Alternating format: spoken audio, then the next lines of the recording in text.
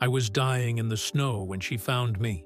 The blizzard had swallowed the mountain pass hours before, turning the world into a writhing chaos of white and gray. I'd been separated from the expedition, a stupid mistake, a moment of distraction, and suddenly I was alone in a landscape that wanted me dead. My fingers had gone numb first, then my feet, and finally, that creeping coldness began to work its way toward my chest, toward my heart. I remember thinking how unfair it was, how mundane. No grand adventure, no heroic sacrifice, just a man who took a wrong turn and froze to death in a place that didn't even know his name. That's when I saw her through the storm. At first, I thought she was a hallucination, one of those cruel tricks the dying brain plays when hypothermia sets in. A figure moving through the blizzard, as if the wind itself parted for her, tall and impossibly graceful, wrapped in what looked like frost given form. Her hair was white, not the white of age, but the white of fresh snow catching moonlight, flowing behind her in defiance of the gale, and her eyes, God, her eyes, were the pale blue of glacier ice, luminous and cold and utterly inhuman. She stood over me, studying me the way a scientist might examine an insect pinned to a board. I tried to speak, to beg for help, but my jaw wouldn't work anymore. The cold had taken even that from me. Then she smiled, and it was the most beautiful and terrible thing I'd ever seen. "You're dying," she said, her voice like wind chimes made of ice. It wasn't a question. She knelt beside me, and I felt the temperature drop even further, if that was possible. When her fingers touched my face, they burned with cold, but there was something else there too, a strange warmth beneath the frost, like touching a frozen pipe that still carried water flowing somewhere deep inside. How convenient! I've been looking for someone like you. I wanted to ask what she meant, wanted to understand, but consciousness was slipping away from me like sand through fingers I could no longer feel. The last thing I remember was her lifting me as if I weighed nothing at all, cradling me against her chest where I could feel her heartbeat, impossibly slow, maybe one beat for every 10 of mine, and then the world dissolved into white. When I woke, I wasn't in a hospital or a rescue shelter. I was in a chamber carved entirely from ice. The walls were crystalline and smooth, refracting light in ways that made the space seem both vast and intimate. Icicles hung from the ceiling like chandeliers, and the floor beneath me was covered in furs, white bear, Arctic fox, things I couldn't identify. I was lying on something that felt like a bed, but was actually a platform of ice so cold it should have killed me. Yet somehow I was warm, alive. My fingers and toes flexed when I commanded them. The frostbite that should have claimed them was simply gone. I sat up slowly, taking inventory. I was dressed in clothes I didn't recognize, soft leather and fur, nothing like the modern gear I'd been wearing. My boots were lined with something that looked like down, but shimmered with an unnatural iridescence, and around my wrist was a bracelet of what appeared to be frozen rope, intricate and delicate, pulsing with a faint blue light. "You're awake." I spun toward the voice, and there she was, the woman from the storm. But seeing her here, in this strange half-light, was different than seeing her through dying eyes. She was tall, taller than any woman I'd ever met, at least 6.5 feet, with a build that was both slender and powerful. Her skin was pale to the point of translucent, with faint blue veins visible beneath like rivers under ice. She wore a dress that seemed to be made of frost itself, clinging to her form before dissolving into mist at the edges, never quite solid, never quite vapor. But it was her face that held me captive. She was beautiful, yes, but it was the beauty of an avalanche or a whiteout, something magnificent and deadly that cared nothing for your existence. High cheekbone, full lips the color of winter sky, and those eyes that seemed to look through me rather than at me. "Where am I?" I managed to croak. "My domain," she said simply, moving toward me with that same impossible grace. "The Winter Heart Keep at the peak of the Frostbite Spire. We're no longer in the world you knew." I tried to process that. "What do you mean, no longer in?" "The blizzard was a doorway," she interrupted, waving one elegant hand dismissively. "A thinning between realms. You stumbled through it, half dead already. Lucky for both of us. She tilted her head, studying. Do you know what I am? I shook my head, not trusting my voice. I am Aislinn of the Frost Blood, last of the eternal witches of winter, keeper of the frozen paths, and sovereign of all that ice touches in this realm. She said it without pride or boast, just stating facts. And you, little mortal, are now bound to me. Bound? The word came out strangled. She gestured to the bracelet on my wrist, the mark of the hearth. You are my eternal flame now, the warmth that keeps the endless winter from consuming even me. Without you, I will fade like frost in spring. Without me, you will die. Your life is sustained by my magic now, tethered to this keep, to my will. Her smile was sharp as broken glass. You're welcome for saving your life, by the way.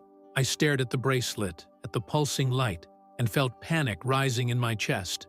But I never agreed to…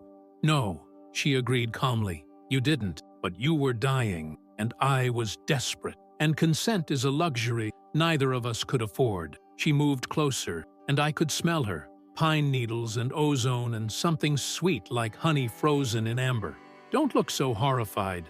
There are far worse fates than being bound to a witch. You'll have immortality, after a fashion, power, eventually, knowledge of this realm and its wonder. All I require in return is that you stay, that you burn for me, that you keep the cold from my heart. And if I refuse? Her laugh was like ice cracking on a frozen lake. Refuse? Darling, the binding is already complete. You can no more refuse than you can choose to stop breathing, but you're welcome to test it. She gestured toward the doorway, an archway carved with intricate patterns that seemed to move when I wasn't looking directly at them. Go ahead, try to leave, see how far you get. I didn't move. Something in her eyes told me she wasn't bluffing, and besides, where would I even go? If what she said was true, I wasn't even in my own world anymore. Smart, Aislinn murmured, reading my expression. You're more sensible than the last one, at least. He tried to run, made it almost to the third tier before the binding dragged him back. The screaming was tiresome. She paused. He didn't last long after that. Too much defiance, not enough warmth. The cold crept into his heart and froze it solid. I felt my blood turn to ice in my veins. You've done this before. 3 times, she admitted, holding up 3 slender fingers. You're number 4. The first lasted a century before he grew old and gray and begged me to let him die. The second lasted only a decade. He was weak, too human. The third, well, I told you about him. He was stubborn. Her eyes fixed on me with unnerving intensity. So the question becomes, which kind are you? The type who learns to thrive in captivity, who finds purpose in their chain, or the type who fights until there's nothing left to fight with? I swallowed hard, my mind racing. What happens if I cooperate? Then we both survive, she said. You feed my hearth with your life force, your warmth, your vitality. In return, you age slowly, a year for every 10 that pass. You learn our ways, our magic. You become something more than human. She leaned closer, and I could see now that her pupils were shaped like snowflakes. And perhaps, if you're clever and patient and strong, you might even find a way to break the binding yourself. The magic is old, but nothing lasts forever, not even winter. It wasn't much of a hope, but it was something. I grabbed onto it like a drowning man clutching driftwood. Okay, I said quietly.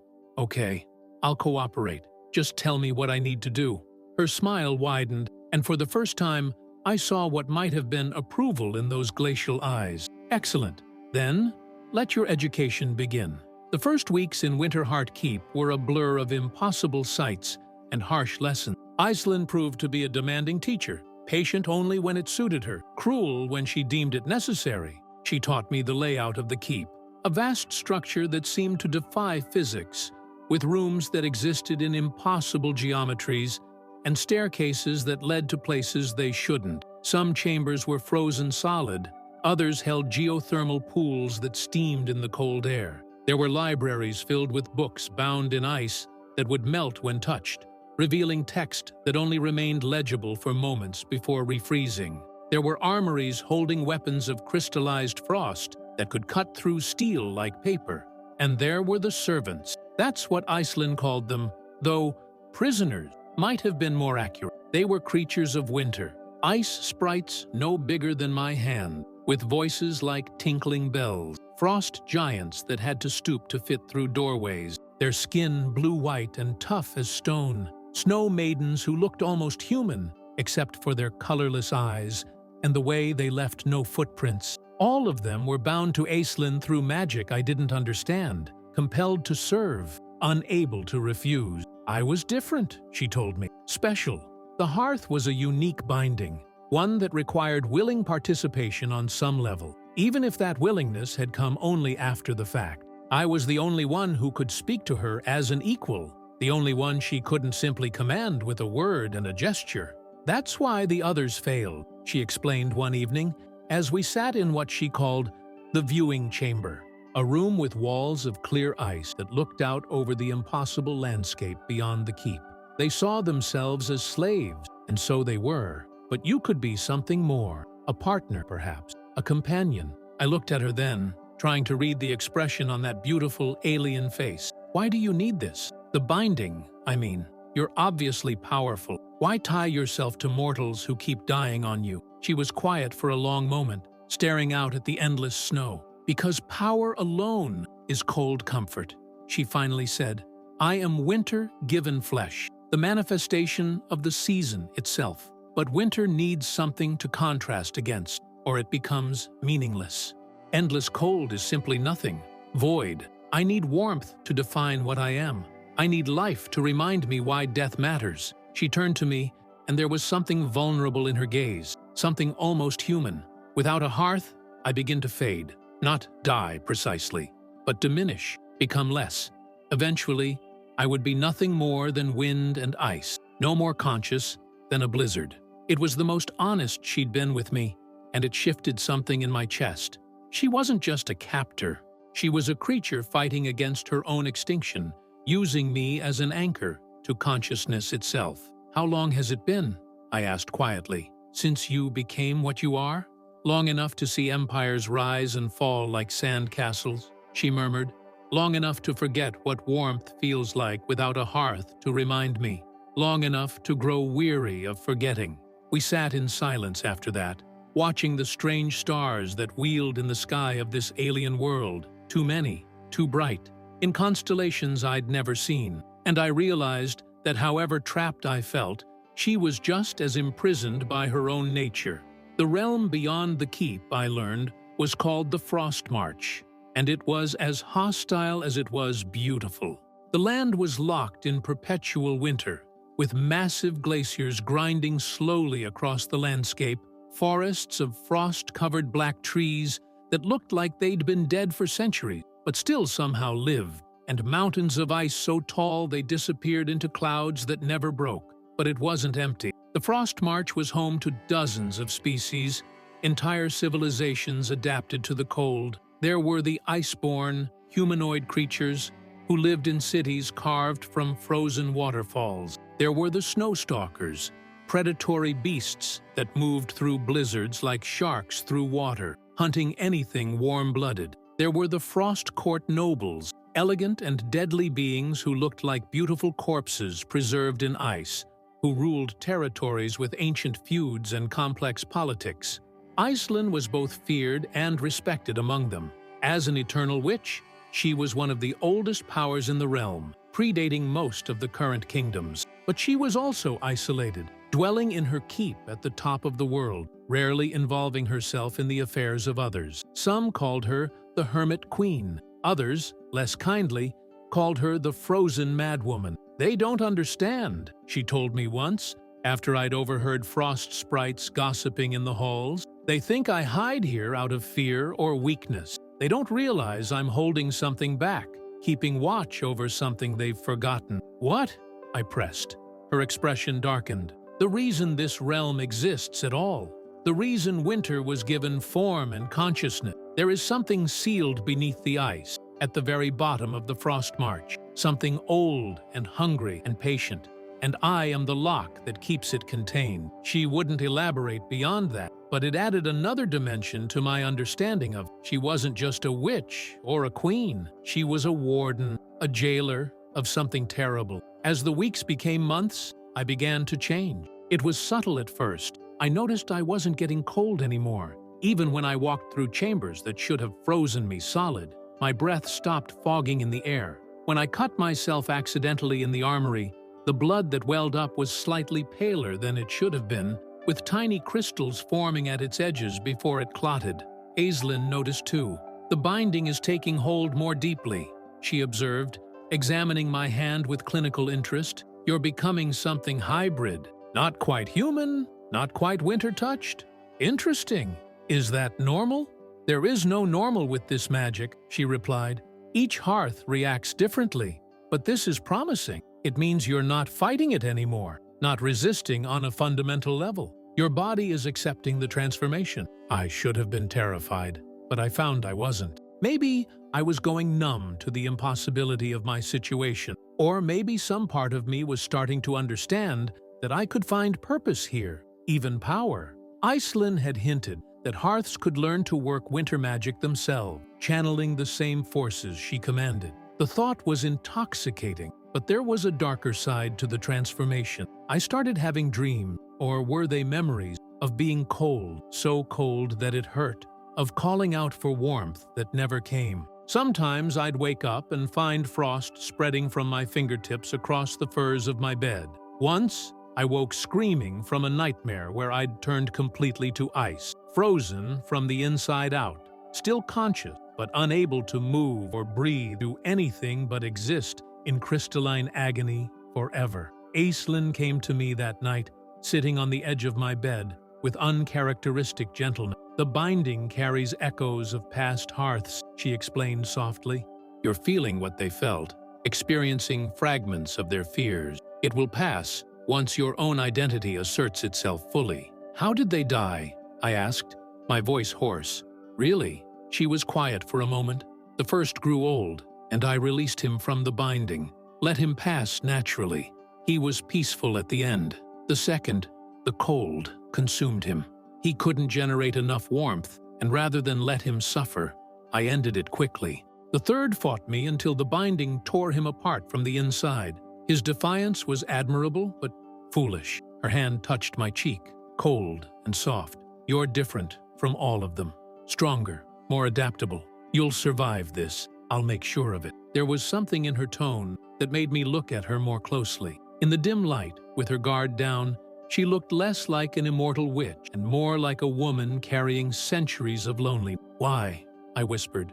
"Why do you care?" "Because you're mine," she said simply. "And I protect what's mine." It should have sounded possessive, threatening. But somehow, in that moment, it felt like something else. Like maybe, just maybe, she was starting to see me as more than just a tool for survival. The turning point came during what Aislinn called the Midwinter Convergence, an event that occurred once every decade when the magical energies of the Frost March aligned and intensified. Creatures from all over the realm would make pilgrimages to sites of power, and the Frost Court nobles would host elaborate gatherings. Aislinn decided to attend one such gathering, a bold move, given her usual isolation. "It's political," she explained as she prepared, dressing in an elaborate gown of woven ice crystals that caught light like diamond. "I need to remind them I still exist, still hold power, and I need to present me, as my hearth. Yes, they'll be curious. Some will be hostile. There are those who've waited for me to fade, who would like to claim my territory, showing that I have a new hearth, one that's adapting well, sends a message." She studied me critically. "We'll need to dress you appropriately. You represent me now." I was fitted with clothes that looked like they belonged in some fantasy epic. Black leather and white fur, with silver clasps shaped like snowflakes. A cloak that seemed to shift between solid fabric and drifting snow. And a collar, thin and elegant, made of the same frozen rope as my bracelet, that marked me unmistakably as bound. I hated it at first, the visual declaration of my captivity, but Aislinn's words echoed in my mind. I could be more than a slave if I chose to be. So I wore the collar with my head high, deciding to see it not as a mark of weakness, but as armor, protection under her name. The gathering was held in the Palace of Frozen Tears, a massive structure built into the side of a glacier.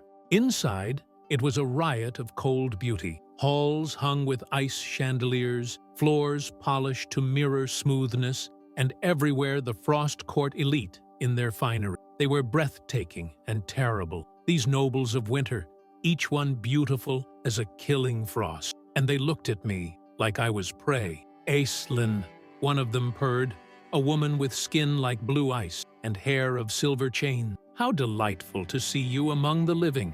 And this must be your new toy. How quaint. Lady Morwen, Aislinn replied coolly, still clinging to relevance, I see. Tell me, how fares your territory?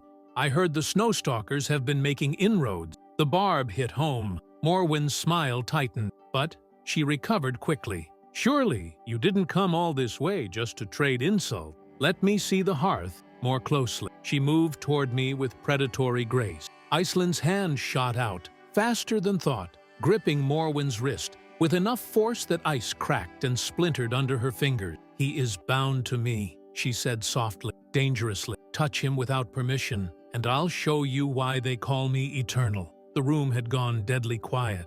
Everyone was watching. Morwen's eyes flashed with anger, but she stepped back, rubbing her wrist.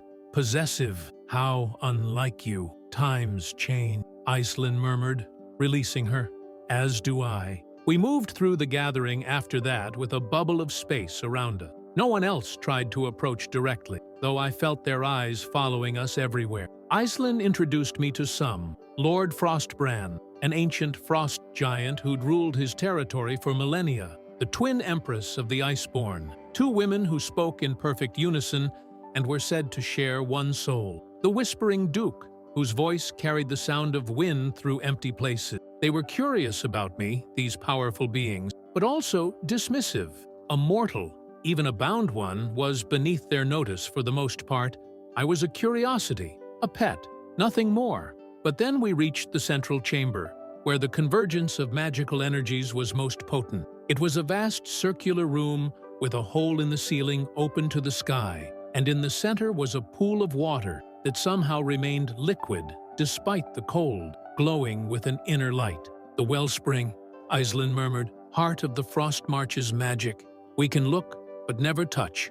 The last fool who tried was flash-frozen and shattered. I stared at the pool, mesmerized. The light pulsed in rhythm with something I could feel in my chest, in the bracelet on my wrist. And suddenly, I understood. This was the source of the binding, the power that Aislinn had tapped to tie me to her. You feel it, she said. Not a question. The connection. You could draw on this power, if you knew how, if I taught you. Before I could respond, the water in the wellspring began to churn. The gathered nobles gasped and stepped back as the surface bubbled in steam. Then a voice emerged, deep and resonant and utterly alien. The lock weakens, the seal frays. Soon I will rise. The temperature plummeted so fast that even the Frost Court elite shivered. Ice formed on every surface in seconds, and I understood with sudden, terrible clarity. This was the thing Aislinn had spoken of, the presence sealed beneath the Frost March. It was aware, it was watching, and it was speaking directly to us. Aislinn's hand found mine, gripping tight enough to hurt. "Everyone out!" she commanded, her voice cutting through the panic. Now, the nobles fled, their dignity forgotten in the face of primal terror. But Aislinn pulled me forward, toward the wellspring. "You need to see this," she said. "You need to understand what we're really holding back."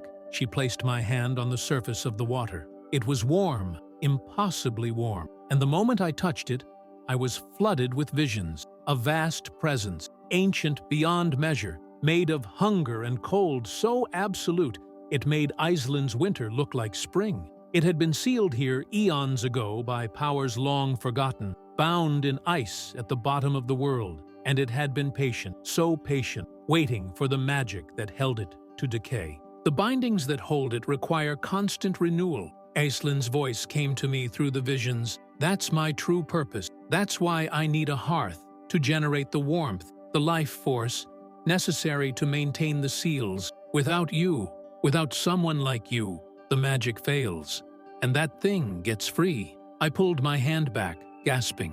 What would happen if it escaped? The end of everything, she said simply, not just the frost march. It would spread to every realm, every world, until all existence was locked in eternal, absolute cold. No life, no light, no hope, just frozen silence forever. The weight of that responsibility crashed down on me. I wasn't just bound to a lonely witch trying to stave off her own fading. I was part of something cosmically important, a crucial link in a chain holding back apocalypse itself. Why didn't you tell me this from the start? I demanded. Because you needed to choose to stay of your own will, on some level, she replied. If I'd told you immediately, you would have felt trapped by obligation, by fear. You needed to come to care about this place, about me, about your own existence here first. Now that you have, now you understand what's really at stake. She was right, and I hated that she was right, because somewhere along the way, I had started to care about the keep, about the strange servants who called it home, about the impossible beauty of this frozen realm, and yes, about Aislinn herself, this ancient creature who'd saved my life and bound me to hers. What happens now? I asked. Now we strengthen the seals, she said, together, and we prepare for what's coming. Because that thing spoke for the first time in centuries tonight, which means it's closer to breaking free than it's ever been. The journey back to Winterheart Keep was tense. Aislinn was silent, withdrawn, clearly worried in a way I'd never seen before. When we finally reached the keep, she went immediately to a chamber I'd never been allowed to enter, the Hearthstone Room, she called it. Come, she said, beckoning me to follow. You need to see this now. The room was deep in the keep's foundation, reached by a spiraling staircase that descended far below what should have been possible. When we finally reached the bottom, I understood why she'd kept it secret. The entire chamber was dominated by a massive crystal that pulsed with light, blue and white and silver, rotating slowly in the air with no visible support. And wrapped around it were chains of frozen energy, thousands stretching away in all directions, disappearing through the wall. The Hearthstone, Aislinn explained, the focus of my power, the anchor of all the magic I control. And those chains, each one is a thread of the binding that holds the ancient cold in its prison. Every day, every hour, the Hearthstone feeds them energy, keeps them strong, and the Hearthstone draws its power from me, from us. I moved closer, and I could feel it now. The pull, the connection, my warmth, my life force was flowing into her, and through her into this crystal, and from the crystal out into those thousands of chains holding back the end of the world. This is what a hearth truly is, she said softly. Not a slave or a prisoner, a partner in the most important work in existence. Without you, I can't maintain this. Without this, everything ends. She turned to me, and for the first time, I saw genuine fear in her eyes. That thing in the wellspring was right. The seal is weakening. I've felt it for decades now, and each hearth has provided less power than the last. Either my magic is fading, or the ancient cold is growing stronger. Either way, we're running out of time. Then we find a way to strengthen it, I said, surprised by the firmness in my own voice. You said I could learn winter magic. Teach me, make me stronger, let me carry more of the burden. She studied me for a long moment, then slowly smiled, a real smile, warm and genuine despite the cold. You constantly surprise me, little mortal. Very well. Your training begins in earnest tomorrow. But be warned, learning to wield winter itself is agonizing. It requires you to embrace the cold, to let it into your very soul. Many would call it a form of death. Then it's a good thing I've already died once, I replied.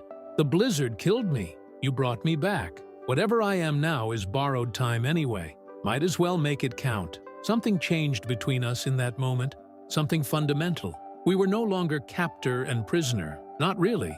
We were partners in the truest sense, bound together by necessity and choice, facing an impossible task that would define both our existences. The training was every bit as brutal as she'd promised. Aislinn taught me to open myself to the cold, to let it flow through me instead of fighting it. It felt like dying slowly, again and again, my body temperature dropping until my heart should have stopped, until ice crystals formed in my blood. But each time, at the very edge of death, She would pull me back, teaching me to find warmth within the cold, to become a paradox, heat existing within winter, life within death. I learned to shape frost with thought, to call small blizzards with a gesture, to freeze water solid with a touch. The magic came easier than it should have, Iceland said. Perhaps because of the binding, or perhaps because I'd already crossed the threshold between life and death once and found my way back. But the magic came with a price. Each time I used it, I felt a little more distant from my humanity, a little more like the winter I commanded. My emotions began to cool, my thoughts growing sharper but less warm. I could go days without eating, weeks without sleep, existing on magic alone. And when I looked in the frozen mirrors of the keep, the man looking back had eyes that had begun to take on that same glacial blue as Iceland's. "You're becoming something new," she told me one evening as we worked together in the Hearthstone chamber, channeling energy into the weakening chain. Neither human nor winter spirit, but something in between. A frost hearth, perhaps. It's unprecedented. "Is it permanent?" I asked, though I wasn't sure I wanted the answer. "I don't know," she admitted. "No hearth has ever gained this much power before. You might stabilize at this point, or you might continue to transform. Eventually, you could become something like me, eternal, powerful, but fundamentally changed from what you were." The thought should have horrified me, but I found I couldn't quite muster the appropriate fear. The cold had numbed more than just physical sensation. "And if I do? If I become like you?" She looked at me with an expression I couldn't quite read. "Then perhaps I won't be alone anymore." "Not truly. There's a comfort in that idea I didn't expect to find." We worked in silence after that, but our hands remained linked, power flowing between us in an intricate dance of warmth and cold, life and winter. Two forces that should have destroyed each other, but instead created something stable, something strong. Months passed, and the weakening of the seals continued despite our efforts.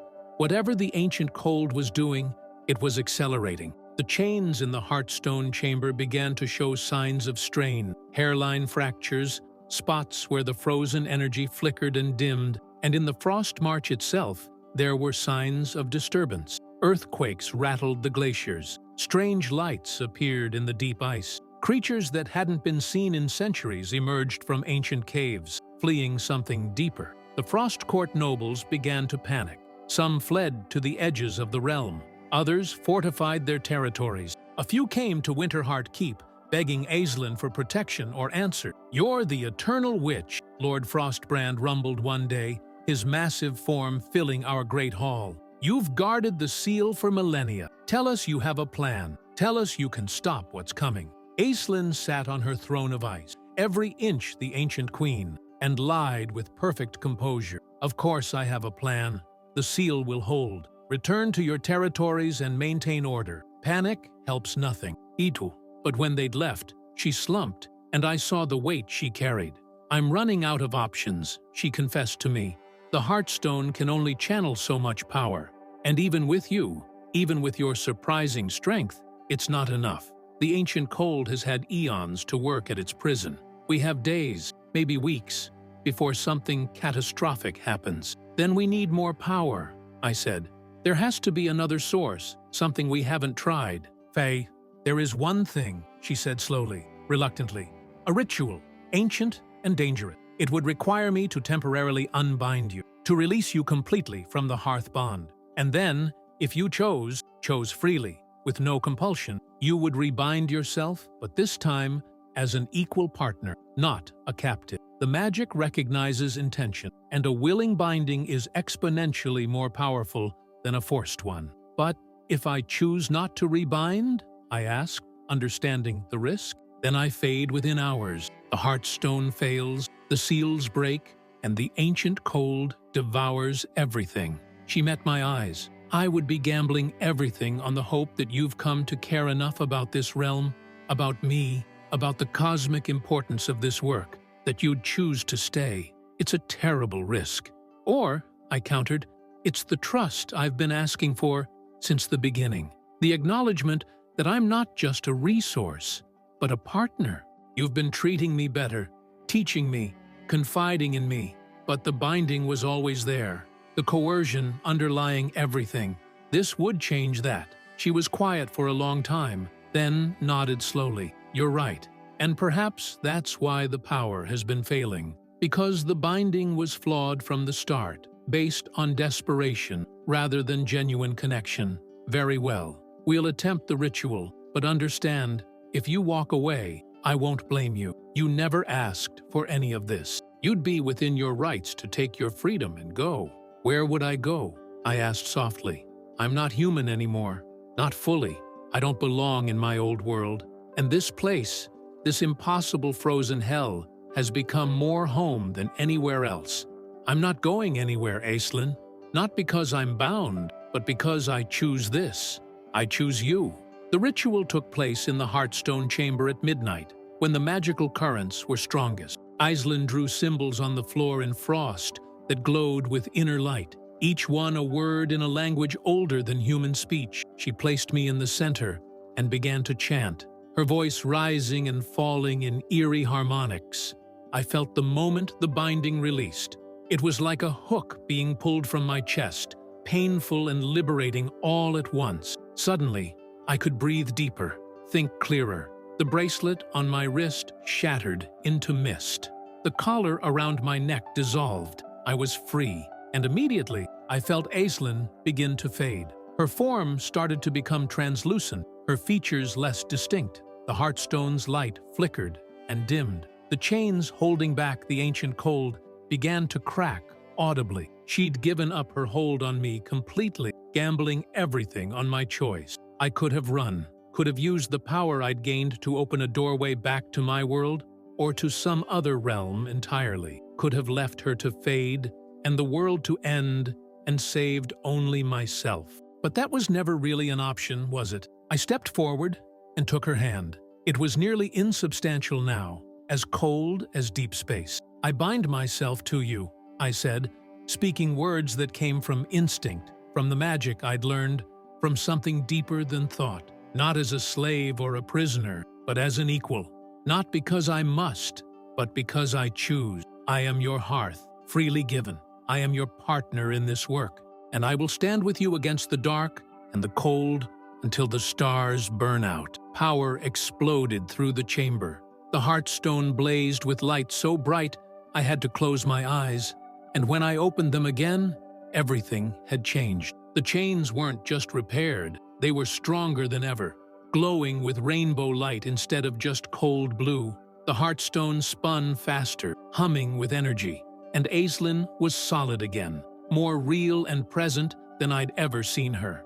But more than that, I could feel her now, not just her presence, but her thoughts, her emotions, her very being. The new binding wasn't a chain tethering me to her, it was a bridge connecting us, two souls intertwined but still distinct. Impossible, she breathed, staring at the transformed Hearthstone. I've never seen. The power output is triple what it was. The seals are not just holding, they're strengthening. How? Because it's real now, I said. Not just magic and coercion, genuine partnership. That's what was missing all along. She looked at me with wonder, and I saw tears forming in her eyes. Actual tears, freezing to diamonds as they fell. I've been alone for so long, she whispered, so terribly long. And now you're not, I finished, pulling her into an embrace. She was still cold, would always be cold, but within that cold was warmth, just as within my warmth was winter. We were opposites that completed each other, paradoxes made manifest. We stayed like that for a long time, holding each other as the Hearthstone blazed above us and the chains hummed with renewed power. For the first time since I'd stumbled into this realm, I felt truly at peace. But it didn't last. The ancient cold had felt the seals strengthen, and it was enraged. 3 days after the rebinding, the earthquakes started in earnest. Massive quakes that split glacier and dropped mountains of ice into the abyssal crevasses below. And from those crevasses came cold. Not Aislinn's winter, but something far worse. A cold that killed magic itself, that extinguished warmth not just physically, but conceptually. The Frost March was under siege from beneath. Aislinn and I worked frantically to reinforce the seal, pouring everything we had into the Hearthstone. But it wasn't enough. The ancient cold had been patient for eons. Now that it sensed true opposition, it was spending power freely, hammering at its prison with apocalyptic force. "We need to go deeper," I said during a brief respite, "to the source of the prison itself. If we can repair the original binding, the ones cast by whatever power imprisoned it in the first place, we might be able to stop this." "That means descending into the deep ice," Iceland said grimly. "Below even the foundations of this keep, into places where reality becomes uncertain. No one has ventured there in centuries. We might not survive." "Then we die trying," I replied. "Better than waiting here for the world to end." She smiled, fierce and sharp and beautiful. "I chose well when I chose you." We descended the next day, leaving the keep in the care of the frost giant servants, with instructions to evacuate everyone if we didn't return. The journey down was nightmare made manifest. We passed through layers of reality that bent and twisted, where time moved strangely, space folded in on itself. We saw things frozen in the ice, ancient creatures, lost cities, entire civilizations preserved in their death throes, and we felt the ancient cold's presence growing stronger with every step. It knew we were coming. It was waiting. Finally, we reached the bottom, a chamber so vast its walls were lost in darkness, and in the center, a pillar of black ice that radiated wrongness. This was the original prison, the heart of the seal, and it was cracking, fissures spreading across its surface like a network of black veins. "It's too late," Iceland whispered, horror in her voice. "The damage is too extensive. We can slow it, maybe by days or weeks, but we can't stop it, not with the power we have." "Then we need more power," I said, an idea forming, a terrible, dangerous idea. "The binding between us, it's stronger than anything you've created before, right? What if we expanded it? What if we bound ourselves not just to each other, but to the prison itself, became part of the seal?" She stared at me. "That would mean eternal imprisonment here, at the bottom of the world. No more keep, no more frost march, just this chamber and this duty, forever. We'd become living locks, parts of the prison, rather than its guards. But the world would be safe," I countered. "Everything would be safe. Isn't that worth any price?" "It's worth any price I pay," she said fiercely. "But you shouldn't have to." "We're partners," I interrupted. "Equals, remember? We make this choice together, or not at all." She looked at me for a long moment, then nodded slowly. "Together, then. Always." We joined hands and began to chant, weaving our power together, feeding it into the cracking pillar.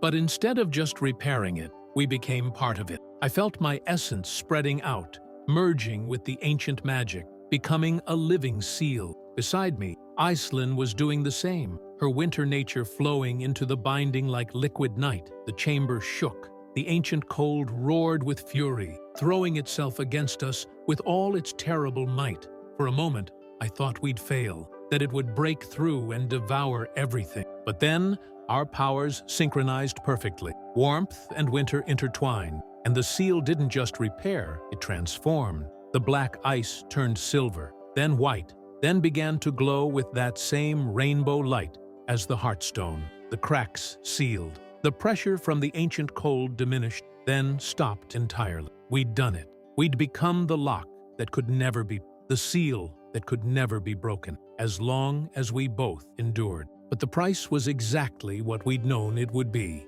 I could feel my body becoming insubstantial, merging with the pillar. We were no longer truly separate from the prison. We were part of it, consciousness bound into ancient magic. "How long will we last?" I asked Iceland, my voice echoing strangely. "Forever," she replied, and she was smiling despite everything. "We're eternal now, truly eternal. As long as we exist, as long as our bond holds, the ancient cold remains imprisoned." "That's a long time to spend in one room." Her laugh echoed through the chamber like music.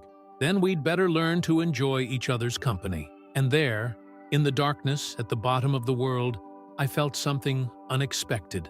Contentment. Yes, I was trapped. Yes, I'd sacrificed my freedom, my ability to explore or live or experience anything beyond this chamber. But I wasn't alone. I was with someone who understood me completely, who shared this impossible burden. "I don't regret it," I said softly. any of it. From the blizzard to here, I don't regret a single moment. Neither do I, Aislinn replied, and her presence wrapped around mine like an embrace. Rest now, my Hearth. Our vigil is just beginning. But even as we settled into our new existence, as we felt the ancient cold resume its patient waiting below, I heard something that chilled me more than all the winter in the world. A voice, neither mine nor Aislinn's, speaking from somewhere deep within the merged consciousness we'd become. Two locks are stronger than one, but what happens when the locks become doors? And I realized with dawning horror that in binding ourselves to the prison, we'd given the ancient cold something it hadn't had before: access to beings from the outside world, to minds that still remembered warmth and life and hope. We'd made ourselves part of the seal, yes, but we'd also made ourselves potential pathways. The ancient cold wasn't defeated. It was simply changing tactic, and we'd just given it exactly what it needed. Not a weakening of the seal, but a transformation of it. Guards that could, perhaps, eventually be convinced to open the door from the inside. Aislinn, I whispered, feeling the terrible truth settling over us like a shroud. What have we done? What we had to, she replied, but I could hear the fear in her voice now, the understanding dawning in her as well. And now we pray that our bond, our love, our commitment to protecting everything is stronger than eons of patient corruption. Because the ancient cold isn't trying to break out anymore, it's trying to convince us to let it out.